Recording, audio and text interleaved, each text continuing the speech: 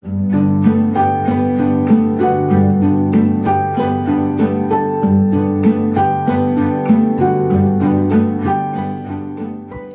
octobre, nous travaillons sur un projet qui nous a mis en relation avec la prison de Montluc et la nécropole de Ladois. Grâce à l'intervention de Séverine Koprivnik, de nos professeurs Madame Duroul et Monsieur Lefebvre, et à la recherche en archives, nous avons reconstitué le parcours de 3 personnes dont l'histoire est liée à ces lieux. Ce sont des histoires que nous avons choisi de vous présenter dans ce film. Ce film est l'aboutissement d'1 an de recherche. Notre travail commence à Montluc. Cette prison fut construite en 1921. À côté de ces dernières fut aussi construit le tribunal militaire jugeant les prisonniers de Montluc. Ce n'est qu'en 1926 que la prison est affectée à la justice civile. Pendant une période de 7 ans, allant de 1932 à 1939, la prison est désaffectée par manque de prisonniers. Nous avons alors appris que lorsque la Seconde Guerre mondiale a éclaté, la prison a été réouverte en tant que prison militaire et a accueilli différents types de soldats. Elle fut au service de Vichy de juillet 1940 à février 1943 et fut allemande jusqu'au 24 août 1944, date de la libération de la prison, 10 jours seulement avant la libération de Lyon. Après la visite de Montluc, notre parcours nous a emmenés à la nécropole de Ladois, car les 2 lieux se sont vus étroitement liés dans le contexte de la Seconde Guerre mondiale. C'est là en effet que de nombreux résistants, pour la plupart enfermés avant leur exécution à Montluc, furent fusillés par les Allemands. Aujourd'hui, la nécropole est un lieu de mémoire nationale, mais cela n'a pas toujours été le cas, comme nous l'avons appris au cours de nos recherches. En effet, au tout début, en 1839, le site de Ladois fut récupéré par le ministère de la Guerre française. 1 an après, une nouvelle caserne y fut créée. C'est cette caserne de Ladois qui, en novembre 1942, fut réquisitionnée par les Allemands après l'occupation de la zone libre. Le site pouvait en effet être facilement caché par les arbres et était assez proche de la prison pour les exécutions, 5,7 km. Ils utilisèrent une partie du site comme stand de tir afin d'exécuter discrètement les condamnés à mort de Montluc. Après la guerre, des fouilles ont été faites par la Croix-Rouge sous la direction du frère Benoît et de la police judiciaire, dévoilant alors plus de 70 cadavres qui ont été pour la majorité identifiés grâce à la participation des familles qui cherchaient un de leurs membres. Suite à une montée des eaux du Rhône, les recherches sont suspendues et reprennent en 1945. Suite à cette découverte, tous souhaitent voir la création d'un lieu de mémoire à cet endroit. Grâce à une association et aux anciens combattants, une nécropole nationale de regroupement fut bâtie en 1954 à cet emplacement en l'honneur des résistants fusillés et des soldats français et étrangers morts pour la France durant 5 conflits ayant eu lieu entre 1914 et 1983. Retour à Montluc, et avec Séverine Koprivnik, la médiatrice culturelle de la prison, notre visite s'est poursuivie pour en apprendre un peu plus sur ce lieu de mémoire. Alors, mon métier consiste à mettre à la disposition du public l'ensemble de l'histoire de ce lieu. On peut accueillir ici aussi bien des élèves de CM2 que des étudiants, des groupes d'adultes, des familles de victimes qui ont été enfermées ici sous l'occupation allemande. Et donc l'objectif, c'est de transmettre tout ce qu'on peut connaître de ce lieu à ces différentes personnes. J'ai toujours aimé l'histoire et tout ce qui touche au patrimoine, et j'ai eu l'occasion en fait au cours de mes études de m'essayer à des visites guidées, et j'ai trouvé que c'était très intéressant parce qu'on avait à la fois tout ce qui consistait à la recherche scientifique et ensuite sur comment on pouvait finalement transmettre toutes ces données scientifiques à un public quel que soit son âge, à travers aussi bien des visites guidées d'ailleurs que des ateliers pédagogiques. Pour les groupes scolaires, certains viennent simplement pour une visite et un atelier justement pour connaître la démarche de l'historien, s'initier à la recherche avec des documents d'archives, mais on a aussi de nombreuses classes qui nous contactent pour des projets plus longs, notamment pour toutes celles qui souhaitent travailler sur l'histoire locale, et à ce moment-là, on peut les suivre sur toute une année ou plus pour leur permettre de faire aboutir leur projet et les aider aussi à la recherche. Votre projet est particulièrement intéressant parce que vous travaillez déjà sur un site qui est reconnu, la nécropole nationale de Ladois. Les liens avec la prison de Montluc, ça a été l'objet des dernières recherches qui ont été menées au mémorial. Ce sont 2 sites du coup qui dépendent des mêmes tutelles, et c'était aussi intéressant de voir votre démarche, c'est-à-dire d'avoir envie de rechercher les informations par vous-même et d'essayer justement de transmettre ces informations à travers un documentaire. Donc c'était un projet assez complet où vous avez mêlé d'ailleurs aussi l'histoire locale avec le massacre de Dagneux et le parcours d'Herbert Reim. Nous avons pu voir à quel point la prison de Montluc était une prison difficile à vivre. En effet, Les cellules y étaient très petites, et lorsque les Allemands occupaient la prison, ces cellules pouvaient accueillir jusqu'à une dizaine de personnes simultanément. Il suffit de faire l'expérience pour constater qu'il était très difficile de bouger, de dormir et même de respirer. Depuis 2010, Montluc est un haut lieu de la mémoire nationale et qui peut être visité de nos jours grâce à l'association des rescapés de Montluc. La zone libre est envahie en novembre 1942 et les nazis convoitent la prison de Montluc. Elle est partiellement réquisitionnée en janvier 1943 et entièrement le 17 février 1943. Elle devient alors une prison militaire allemande gérée par Klaus Barbie, alors chef de la Gestapo, la police de sûreté basée à Lyon. Surnommé le boucher de Lyon et en fuite pendant plus de 40 ans, il est condamné à la prison à perpétuité pour crime contre l'humanité à Lyon en 1987. Dans cette prison, de nombreux ennemis de l'Allemagne furent condamnés à mort avant d'être fusillés à la Doua. Parmi eux, Antonin Trivino, un résistant du maquis de Beauberry, situé en Saône-et-Loire dans le village de Cambrenos. Nous l'avons présenté sous deux prénoms différents, puisque dans les archives, nous l'avons trouvé identifié sous les prénoms d'Antoine et d'Antonin. Nous choisirons ici de l'appeler Antonin. Nous sommes dans l'enceinte de la prison Montluc et derrière moi se trouve un bout du tribunal militaire. Ce bâtiment était un tribunal militaire français. Il est réquisitionné par l'armée allemande après l'invasion de la zone sud. Il jugeait des soldats allemands mais aussi des résistants dont la plupart sont des maquisards comme Antonin Trivino. Les procédures sont rapides, les archives nous indiquent que les avocats de la défense découvraient les dossiers le jour du jugement. Environ 280 internés de Montluc seraient passés devant ce tribunal. Certains sont condamnés à mort et d'autres fusillés sur le stand de tir de la Doua. Le travail principal de chef de secteur, donc, c'est en tout premier lieu de veiller au bon entretien des sites, de prévoir les travaux sur toute la nécropole nationale de son secteur, de faire en sorte que l'organisation des cérémonies se déroule bien. Le chef de secteur a également un rôle d'assistant de prévention et à l'hygiène et à la sécurité du public, mais également des employés. Nous avons cette nécropole nationale sur la région, la nécropole de la Doua que vous découvrez ici. Nous avons dans le Rhône également le Tata sénégalais à Chasselet. C'est une nécropole de type soudanais, recueillant les corps des tirailleurs sénégalais. Ce sont toutes des nécropoles nationales de la Seconde Guerre mondiale. Nous avons 3 nécropoles dans le Vercors, Bastion en Vercors, Saint-Nizier-les-Moucherottes, juste au-dessus de Grenoble, et également le Pas de l'Aiguille, vers la commune de Chichiliane.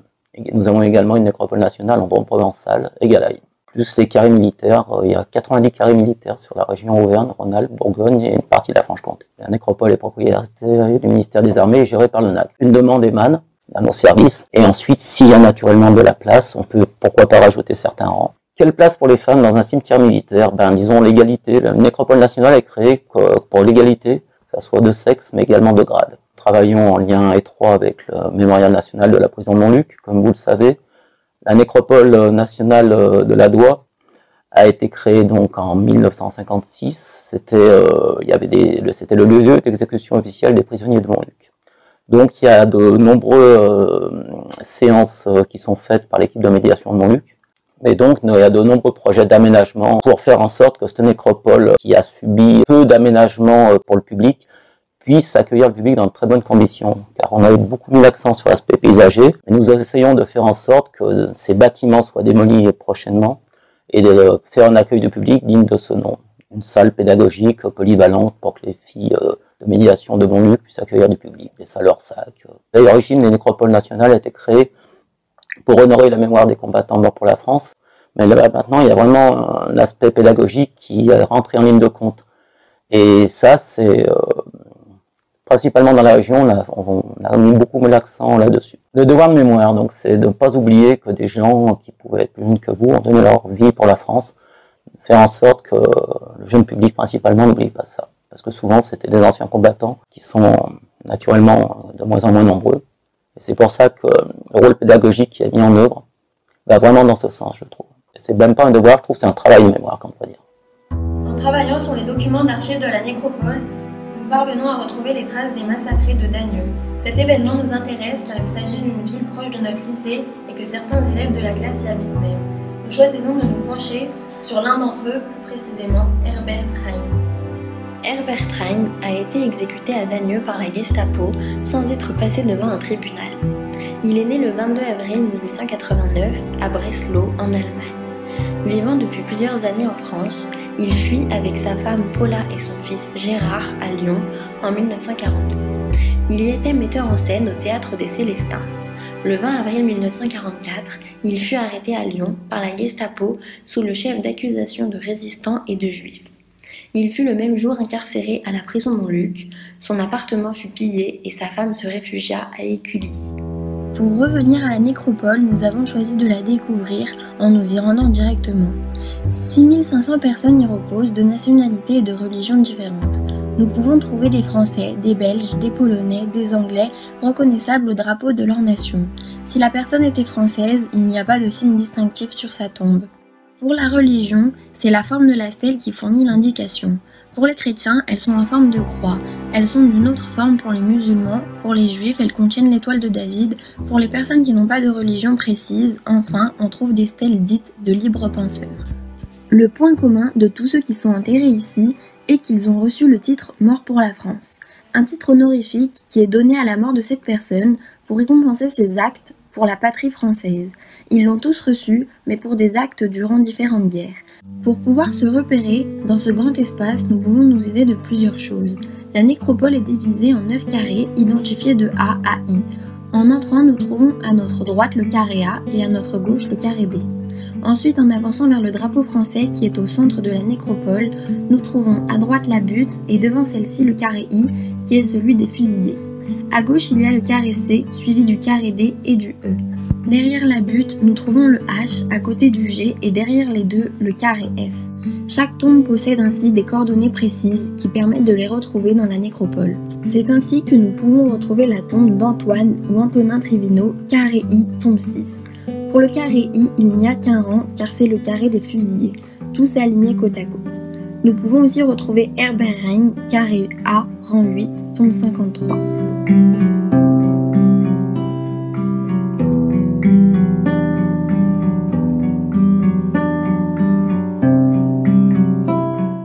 Nous voici devant la butte de la nécropole de la Doua, le lieu où se trouve le mur des fusillés, un lieu de mémoire créé en 1961. À cet endroit se trouvait un stand de tir transformé en lieu d'exécution durant la Première Guerre mondiale. En 1943, après réquisition par l'armée allemande, il sert de nouveau de lieu d'exécution. Les soldats allemands y mettent secrètement à mort résistants et opposants politiques. La butte permet en effet de cacher ce qu'il se passe sur le stand de tir. Une plaque en hommage aux fusillés y a été inaugurée en 1995. En tant que directrice, l'objectif est de donner une ligne de développement pour le mémorial, attirer de nouveaux visiteurs, avoir une offre pédagogique du coup adaptée, renouvelée, également du coup programmer des activités variées, régulières, pour que le programme du mémorial corresponde à la fois aux attentes des visiteurs, mais aussi à ce que nous souhaitions développer en termes scientifiques, pédagogiques, culturels et aussi commémoratifs. Il y a 275 nécropoles nationales sur l'ensemble du territoire et 10 hauts lieux de la mémoire nationale, comme le mémorial national de la prison de Montluc. La nécropole en elle-même est particulière parce que c'est une nécropole de regroupement, c'est-à-dire que les corps qui vont être enterrés dans ce cimetière militaire proviennent de cimetières communaux d'un large quart sud-est de la France. Elle est particulière également dans le sens qu'on retrouve inhumées sur ce site des personnes victimes des différents conflits contemporains, c'est-à-dire Première Guerre mondiale, Seconde Guerre mondiale, guerre d'Indochine, guerre d'Algérie et également un soldat mort en opération extérieure. Elle est liée directement à Montluc, on l'a dit, parce qu'elle a été érigée sur le lieu d'exécution d'interné de Montluc condamné à mort.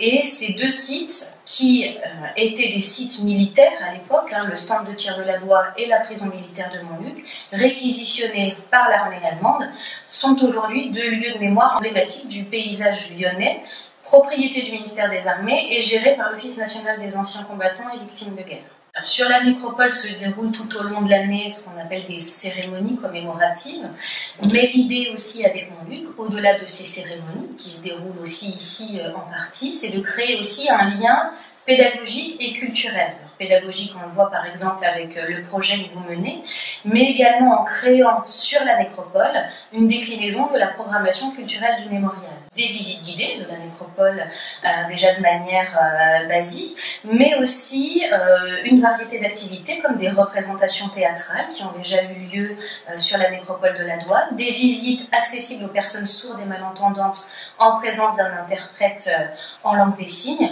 tout un tas d'activités qui permettent justement aussi au grand public et également au public scolaire de venir sur ce site et montrer qu'effectivement une nécropole nationale, oui, c'est un cimetière, c'est un lieu de recueillement, c'est un lieu de commémoration, mais c'est aussi un lieu de vie.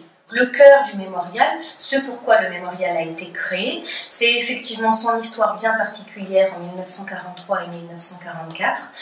Voilà, vous la connaissez. Mais aujourd'hui, les visiteurs ont aussi accès à la totalité de l'histoire de ce site, qui commence en 1921, qui se termine en 2009 au moment de la fermeture de la maison d'arrêt pour femmes. Mais du coup, une nouvelle étape a été franchie en 2010 avec l'ouverture de ce lieu de mémoire. Des travaux en 2010 ont été opérés dans l'ancienne prison pour pouvoir justement accueillir le public. Dans l'ancien réfectoire, nous avons installé une exposition permanente qui permet de mettre en avant l'histoire de cette prison. Les couloirs cellulaires sont également accessibles aux visiteurs. Et à l'intérieur de ces cellules, des parcours d'internés de Montluc ont été apposés sur les murs, avec du coup ces visages accessibles à tout un chacun, et la diversité de ces parcours reflète aussi la multiplicité des internés de Montluc à l'époque, puisque ce sont des internés de 1943-1944 qui sont présentés dans les cellules et qui permettent du coup au public d'avoir un panel, de comprendre la diversité des parcours des internés qu'on retrouvait à l'époque. Ensuite, vous avez également accès aux différentes cours, et en déambulant sur le site, justement, vous trouvez les traces des différentes périodes historiques dont on traite ici à Montluc. Et en déambulant, vous vous retrouvez également notamment dans les cours arrière, avec l'emplacement de la baraque aux Juifs, qui était le lieu d'internement notamment des hommes juifs de plus de 15 ans ici à Montluc en 1943-1944. Et dans la cour suivante, vous avez les traces là de la prison contemporaine, la prison qui a fonctionné jusqu'en 2009 en tant que maison d'arrêt pour femmes. Les femmes, il y en a peu à la Doua, donc effectivement ce sont des parcours très intéressants à fouiller, à rechercher et à retracer. Ici à Montluc, on a des femmes sur la période 1943-1944, et ensuite à la fin des années 50, la prison va devenir mixte, et c'est à partir de ce moment-là qu'un quartier femme va être pleinement constitué et va être en activité jusqu'en 2009. Donc on retrouve partout à Montluc des traces de ces femmes qui étaient présentes ici sur la période très contemporaine, avec des espaces qui leur étaient pleinement dédiés et qui sont aujourd'hui tout à fait visibles du public, des espaces particuliers qui sont notamment la nurserie. Donc ce sont des éléments aussi à décrypter avec le visiteur, et Montluc étant une des seules prisons aujourd'hui qui se visite en France, ce sont à la fois des espaces et des notions par rapport aux espaces de détention pour femmes notamment, qui sont très intéressants là aussi, encore une fois, à fouiller et surtout à évoquer avec le public, parce que voilà, on a tout un tas d'espaces, de traces, de fresques qui sont propres à cette période-là. Nous nous rendons compte que l'on n'a rencontré pour l'instant que des hommes dans nos recherches. C'est parce qu'il y a très peu de femmes à la nécropole. Il n'y en a que 8, dont 2 ont été incarcérées à Montluc, Louise Mépiel et Charlotte Trollette-Prévost. Nous rencontrons aussi le nom d'Hélène Bache, exécutée à Néron, juste à côté du lycée.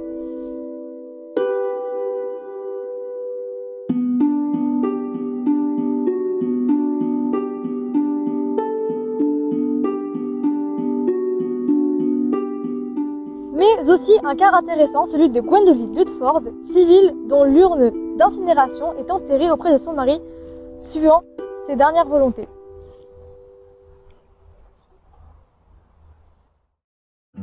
Une première recherche sur internet nous permet de trouver quelques informations intéressantes sur Charlotte Trollette-Prévost, mais de nombreux blancs dans sa biographie nous amènent à approfondir nos recherches en archives. Pour réaliser correctement le projet, nous avons dû nous partager le travail et donc former plusieurs groupes répartis par thématique. La nécropole de la Doua, un massacré et un fusillé de la Seconde Guerre mondiale, ainsi qu'une femme résistante. Chaque groupe a trié et exploité les documents fournis par les archives en format papier afin d'en réaliser un documentaire. Ce travail a été majoritairement fait au sein de la prison Montluc. Nous suivons maintenant Madame Koprivnik alors qu'elle est partie récupérer des documents aux archives de Lyon.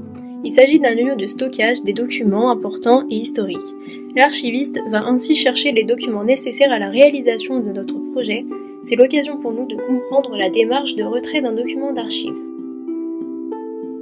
Le métier d'archiviste, ça consiste à collecter des documents dans différentes administrations, mais aussi des fois auprès de ce qu'on appelle les fonds privés, donc auprès d'entreprises, d'associations, de syndicats, de familles. Mais le gros que nous, ici, nous collectons, c'est lié donc à des administrations, la préfecture, les hôpitaux, les tribunaux, la prison, les établissements scolaires, etc., etc. Donc le but est de collecter ces documents, c'est-à-dire de les récupérer, ensuite de les analyser, de les contextualiser, de les rendre exploitables après par le public, de les conserver, bien sûr, et puis de les communiquer en dernier lieu. On a coutume de dire que les archives, pour vraiment faire simple, c'est les 4 C. Collecter, classer, conserver, communiquer. Les archives sont la mémoire commune de tout le monde. Elles racontent l'histoire des Rhodaniens et des Rhodaniennes. L'idée est vraiment que tout le monde puisse avoir accès à ces documents-là, avoir accès à sa mémoire et son histoire. Donc on travaille à ça. Alors dans un premier temps, déjà, il faut faire sa recherche dans les inventaires pour retrouver les documents qui nous intéressent et donc savoir quelle institution, service a pu produire les archives dont on a besoin. Ici, on travaille sur des personnes qui ont été exécutées durant la Seconde Guerre mondiale et donc ce sont des archives de la police judiciaire.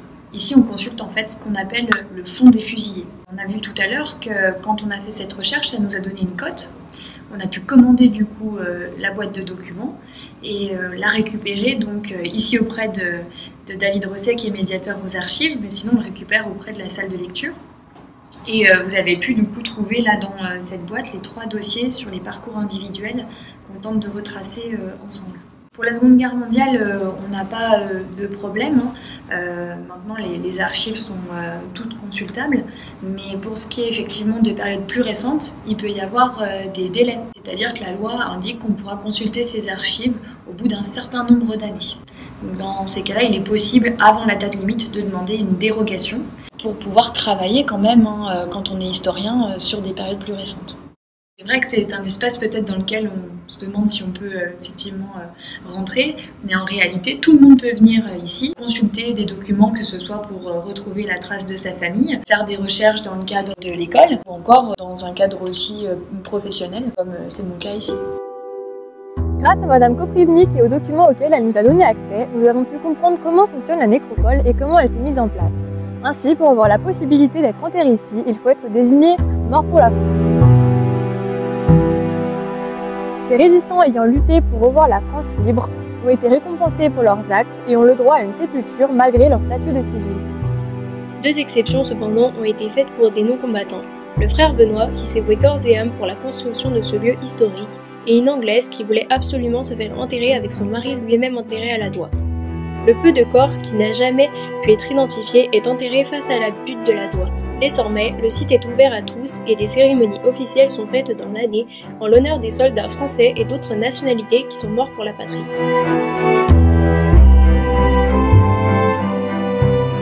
Pour ce qui est de la postérité de la prison, Montluc devint une prison civile pour hommes à partir de 1947, puis une prison civile mixte à partir de 1958.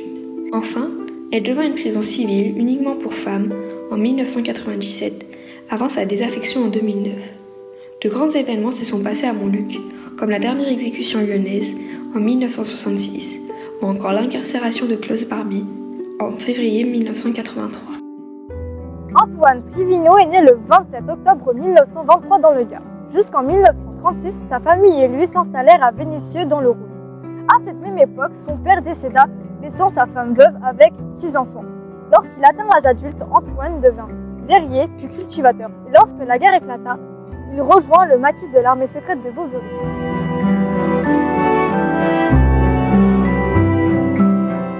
Le 11 novembre 1943 fut décisif pour Beauvaisis. Des soldats allemands attaquent le maquis. Le 14, Trivino est conduit à Mâcon puis envoyé à la prison de Montluc pour être jugé au tribunal militaire. Le 15 janvier 1944, le tribunal militaire allemand situé juste à côté de la prison condamne Trivino à être fusillé pour le chef d'accusation de franc-tireur et pour avoir favorisé l'ennemi.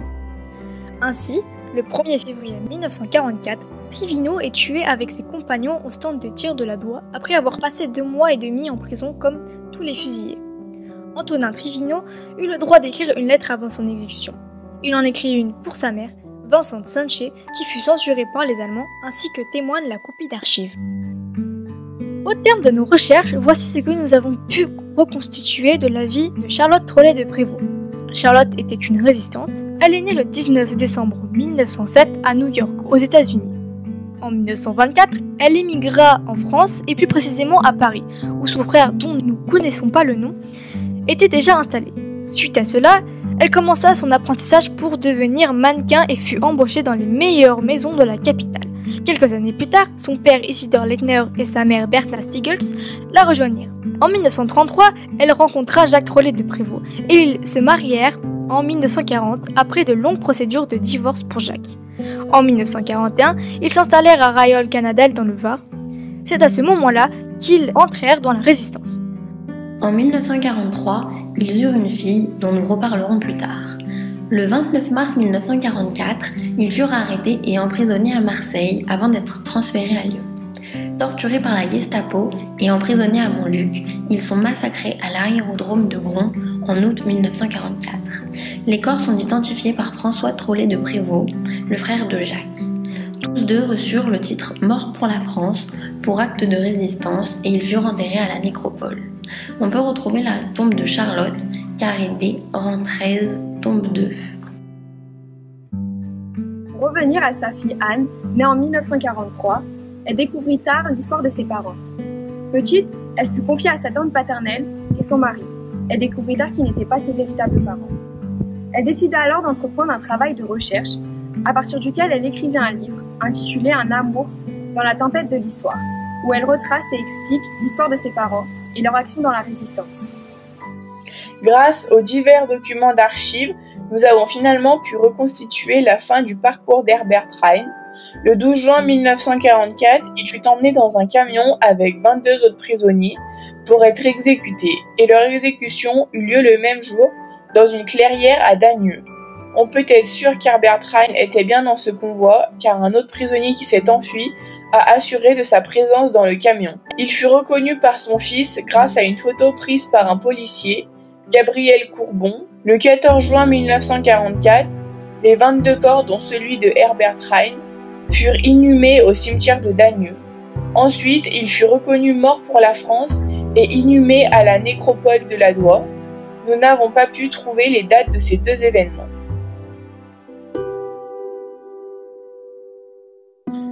Pour conclure, nous avons étudié une multitude de documents concernant 4 grands axes. La nécropole de Hadoua et son intégration dans la géographie lyonnaise, la vie d'une femme, Charlotte Trollet de Prévost, la vie d'un fusillé, Antoine Trivino, mais également celle d'un massacré, Herbert Rein. Grâce à nos recherches, au tri des informations et des documents dont nous disposions, nous avons pu voir la vie d'un des fusillés tué à la nécropole qui était l'ancien peloton d'exécution. Nous avons aussi pu voir la vie d'une femme enterrée dans cette nécropole, ainsi que celle d'un massacré. Nous avons aussi pu voir l'évolution de la nécropole et de ses fonctions au cours du temps. Grâce à Séverine Koprivnik, nous avons pu interviewer le directeur de la nécropole, la directrice de la prison Montluc, ainsi qu'elle-même pour compléter nos informations et ainsi mieux comprendre le rôle et le fonctionnement de ces lieux de mémoire.